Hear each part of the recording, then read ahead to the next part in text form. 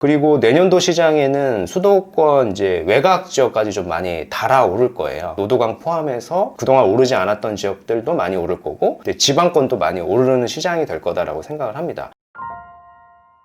대한민국 직장인들의 민심이 가장 적나라하게 드러나는 곳이죠. 바로 블라인드 부동산 게시판입니다. 오늘은 부동산 게시판에서 부동산 상승과 하락을 두고 치열한 키보드 배틀이 벌어지고 있어서 부동산 관련 인기 글들하고 다양한 댓글들을 읽어보면서 닥부님의 솔직한 생각을 나눠보도록 하겠습니다. 첫 번째 글인데요. 다음 부동산 대책은 뭘까라는 글입니다. 댓글들 보니까 보유세가 가장 많고 집 구매 시 월급 압수, 또 어떤 분은 내년 6월 선거 전에는 보유세 절대 안 건드린다, 표심 때문에 일부 지역은 또 토어제를 풀 거다, 뭐 이런 다양한 의견들이 있는데, 혹시 닥부님은 예상되시는 다음 부동산 대책이 있으실까요? 제가 이제 이 글 보고 있는데요. 저도 하나생명에 계신 분이 이제 글을 쓰셨어요. 이제 블라인드 보면은 자기 회사가 나오잖아요. 그래서 회사를 항상 보고 이 사람의 쓴 의도를 보통 파악을 하는데, 이분이 쓴 제목이 이제 다음 부동산 대책이 뭘까 해놓고 다른 사람의 의견을 물어본 거죠. 떠오르는 거는 뭐 15억 이상 LTV 빵 프로, 집 구매 시 신용대출을 아예 회수하겠다, 신고가 허가제, 신고가 찍으려면은 구청에 추가 허가 필요하다, 뭐 이렇게 얘기한 건데, 이 중에서 가능성 있는 거는 대출 규제는 이제 더 나올 것 같긴 한데, 15억 이상 대출 규제는 지난 문재인 정권에서 나왔던 고가주택 기준인데, 지금 고가주택이 약간 바뀌었어요. 고가주택 기준이 이제 25억 초과로 정부 입장에서는 보고 있는 것 같고, 인플레이션 때문에 그런 거겠죠. 그래서 아마 대출 규제가 나온다라고 하면은 25억이 넘는 게 아마 0%가 되지 않을까, 이런 생각은 들고요. 집 구매 시 신용대출 회수라고 했는데, 지금도 1억 초과되는 신용대출을 받아가지고 집 사면 회수되잖아요. 그래서 이 부분은 조금 더 강화될 수는 있을 것 같기는 해요. 그래서 이거를 뭐 5천으로 한다든지 뭐 3천으로 한다든지 신용대출을 좀 줄일 수는 있을 것 같고, 공급대책은 바로 하나 나올 것 같거든요. 내년 초쯤 해가지고 공급대책 하나 나올 것 같고, 근데 이제 이미 아시는 것처럼 공급대책은 실효성이 없잖아요. 공급대책 지금 마련해가지고 뭐 3년 5년 안에 공급이 되기는 사실상 어려우니까. 그리고 뭐 이제 보유세는 인상이 될 수밖에 없다라고 생각을 하는데, 여기 보면 이제 보유세 인상이 안 될 수도 있다, 뭐 이런 얘기를 댓글에 막 하는 것 같긴 한데, 그 이유가 이제 6월 달에 선거 있기 때문에 보유세 인상을 하지 못하는 거 아니냐라고 하지만은, 보유세 인상 시점 자체, 그러니까 우리가 재산세를 내는 시점이 7월 9월이고 종부세는 12월 달에 내거든요. 그래서 선거는 6월에 있으니까 사실 하등 상관이 없고, 그리고 우리가 보유세의 기준점이 되는 게 공시지가 기준인데, 공시지가는 상반기 연초에 바로 고시를 해버려요. 그럼 당연히 공시지가는 올라갈 테니까 보유세 인상은 사실은 당연한 수순이라고 보여지고, 추가적으로 노도강 금강구 같은 데는 토호제가 조금 해제가 될 수도 있다라고 제가 조심스럽게 전망을 했었죠. 이게 왜냐면은 본인들의 표밭이기도 하고 선거철을 앞두고 토호제를 좀 해제할 수도 있다. 뭐 그렇게 되면 당연히 집 매매가는 좀 올라가겠죠. 올라가면 보유세는 당연히 올라가는 거고, 보유세 올라가게 되면 그거 걷어서 다시 세수 확보를 하고 다시 돈을 푸는 구조로 갈 것이다 라고 제가 말씀을 드렸어요. 일단은 부동산 추가 대책을 전망을 할 때는 이 정권의 색깔을 잘 이해를 하면 되거든요. 저가주택에는 대출 규제를 안 할 거예요. 즉 이제 10억 이하 주택 같은 경우에는 대출 규제를 거의 하지 않을 거고, 25억 초과되는 주택에 대해서는 대출을 아예 해주지 않는, 그리고 신용대출도 1억을 사실 5천이나 3천으로 줄일 수 있는 그런 규제들은 앞으로 얼마든지 할 수 있을 것 같다라고 생각을 합니다. 두 번째 글은 조금 마음이 씁쓸해지는 내용인 것 같아요. 요새는 3억이 있어도 레버리지 땡겨봐야 하급지 겨우 간다 라는 내용인데요. 3억은 솔직히 직장 기준으로 따지면 1년에 3천만 원씩 10년을 꼬박 모아야 하는 돈이기도 하고, 또 댓글을 보고 있는데, 내가 젊음을 가 넣으면서 모았는데 부동산 시장에서 푼돈 취급받으니 현타가 온다 라는 댓글들이 좀 달리고 있습니다. 실제로 이 부동산은 좀 큰 돈이 있어야 시작이 가능하다는 생각들이 많은데, 이 내용에 대해서는 어떻게 생각하시는지 궁금합니다. 당연히 큰 돈이 있어야지 이제 좋은 걸 살 수 있기 때문에 그거는 당연한 건데, 3억이라고 하는 돈도 부동산 투자하는 데 있어서 적은 돈은 아니거든요. 근데 이제 이분 회사 같은 경우에 보면은 유한타 저축은행에 계신 분이 쓰셨는데, 금융권에 계시는 분들이 사실은 부동산 투자를 잘 모르기도 하지만은 잘 못하기도 하고, 근데 제가 봤을 때는 이제 3억이라고 하는 돈의 기준을 놓고 우리가 단순하게 이제 아파트만 보기 때문에 내가 살 수 있는 부동산이 거의 없어 보이는 거예요. 그래서 아파트는 이제 전세가율이라는 게 존재를 하잖아요. 전세가율이 이제 수도권 기준으로 뭐 50% 60%니까 그걸 대입을 해보면은 내가 살 수 있는 부동산은 뭐 6억 7억 정도밖에 안 되는 거잖아요. 뭐 6억 7억으로 살 수 있는 데는 노도관 금강구에 있는 하급지 부동산밖에 안 되니까 좋은 데는 못 간다라고 생각을 하는 건데 이제 사실 그렇지는 않고 제 영상에서도 이제 여러 번 말씀을 드렸지만은 단순하게 이제 아파트만 보는 게 아니라 신축 아파트가 될 거를 보면 된다. 그래서 수도권일 때는 이제 분양권을 보면 되거든요. 분양권이 의외로 프리미엄이 많이 붙어 있지 않은 지역들이 있어요. 우리가 이제 너무 서울 중심권만 봐서 그러는데 서울에서 약간 벗어나도 사실은 그런 분양권들은 되게 많고 투자성 있는 것들은 좀 많이 보이거든요. 그래서 분양권이라고 하는 거는 우리가 프리미엄하고 이제 계약금만 주면 우리가 살 수 있고 해당 구역이 토지거래 허가 구역이 아니면은 충분히 전세를 세팅 가능하기도 하죠. 그리고 대부분의 지역들이 규제 대상이 아니다 보니까 우리가 뭐 잔금 대출을 받더라고 하더라도 대출 규제는 거의 없어요. 그래서 수도권에 이제 분양권을 3억이면 충분히 괜찮은 걸 살 수 있다라고 생각을 하고 추가적으로 제가 영상에서 많이 언급을 드리는 정비사업 구역도 얼마든지 갈 수 있거든요. 물론 일정 레버리지를 좀 써야 되긴 하겠습니다만은 저축은행이고 하면은 소득도 낮지는 않을 것 같고 뭐 송파구 일대, 뭐 용산, 뭐 자양동, 노량진 이런 일대도 우리가 충분히 검토할 수 있는 자본이 된다라고 생각을 합니다. 그래서 고정관념인 것 같아요. 3억이니까 나는 하급지만 가야 되니까 나는 갈 수 있는 지역이 없어 라고 생각하지 말고 시장을 조금 넓혀서 보시면은 충분히 갈 수 있는 것은 많다라고 생각을 합니다. 제가 이제 26년 부동산 전망에서 이렇게 말씀을 드렸는데 내년도 시장은 이제 수도권 외곽 지역까지 주택가격이 많이 상승이 될 수 있단 말이에요. 그래서 그런 지역들까지 신축이 될 지역을 미리 선점해 보는 기회로 잡아보셨으면 좋겠습니다. 세 번째 글인데요. 지금 집 사는 건 집주인 상급지 이동 도와주는 호구짓이다 라는 글인데요. 요약을 해보면 영리한 집주인들이 고점인 지금 집을 팔고 월세로 거주하다가 가격이 빠지면 그때 상급지를 갈아타려고 대기 중이라는 의견입니다. 글쓴이는 내년에 금리가 오르고 정부 정책까지 쏟아지면 본격적인 조정이 올 거라고 확신을 하고 있는 것 같아요. 댓글을 보면 일단은 이 사람의 유주택자 여부를 의심하고 있습니다. 어떤 유주택자가 집을 팔고 월세 살면서 저점 잡을 생각을 하냐 이런 말들을 하는데 닥부님은 글쓴이 말처럼 현재 집주인들이 진짜 집을 팔고 하락장을 기다린다고 생각을 하시는지 궁금합니다. 일단은 뭐 답변을 먼저 드리면은 집주인들도 내가 하급지에 사는 사람이냐 상급지에 사는 사람이냐에 따라 다를 것 같긴 한데 외곽지나 하급지에 사는 사람들 중에 일부 이런 사람들은 사실 있기는 있어요. 저 상담하다 보면 주택가격 많이 올랐으니까 나 팔고 좀 대기하다가 나중에 이제 저점 잡을래 이런 사람은 있지만은 사실은 내가 자산이 많고 상급지를 들고 있는 사람 중에는 이런 생각을 하시는 분을 제가 보지는 못했거든요. 이분이 올리신 글을 봤는데 이분 또 직장이 또 금융권이에요. 농협 중앙에 계신 분께서 이렇게 글을 쓰셨는데 저는 이분이 쓴 글을 보고 이분은 상급지를 갈아타본 경험이 전혀 없다. 집을 팔아본 경험도 없고 갈아타본 경험이 없다라는 거를 딱 느꼈거든요. 일단 질문을 이렇게 해요. 집주인들이 그 윗급지로 이동하려고 2억에서 3억씩 높여 호가